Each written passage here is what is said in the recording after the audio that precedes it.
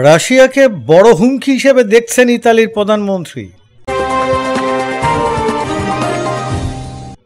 ইতালির প্রধানমন্ত্রী Giorgia Meloni রোববার বলেছেন, ইউরোপীয় ইউনিয়নের জন্য কেবল প্রতিরক্ষাই নয়, বরং এর চেয়ে বড় হুমকি দাঁড়িয়েছে রাশিয়া, যার কারণ হিসেবে তিনি বলেন ব্লককে দুর্বল করার জন্য মস্কো অবৈধ অভিবাসন এবং অন্যান্য ইস্যুগুলোকে ব্যবহার করতে পারে।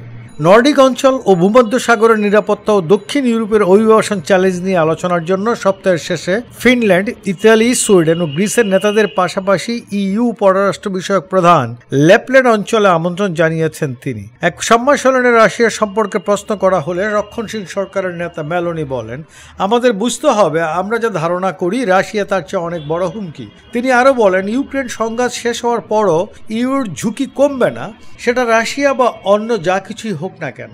ইউকে অবশ্যই এর জন্য প্রস্তুত থাকতে হবে। ইউকে তার সীমান্ত রক্ষার জন্য আরো বেশি পরিকল্পনা হাতে নেওয়ার আহ্বান জানিয়েছেন তিনি।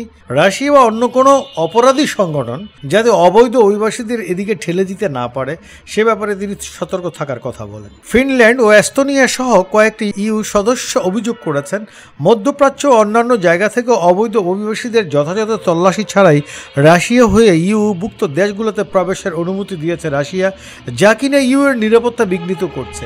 যদিও রাশিয়া ইচ্ছাকৃতভাবে অবৈধ অভিবাসীদের ইউরোপীয় ইউনিয়নে ঠেলে দিচ্ছে বলে যে অভিযোগ উঠেছে তা অস্বীকার করেছে মস্কো। ফিনল্যান্ডের প্রধানমন্ত্রী পেত্তরি অর্প বলেন, রাশিয়ার সঙ্গে তার দেশের 1340 কিলোমিটার সীমান্ত রয়েছে, তাই এটি ফিনল্যান্ড ও অন্যান্য ইউ সদস্য ও ন্যাটো মিত্রদের জন্য অস্তিত্বের প্রশ্ন।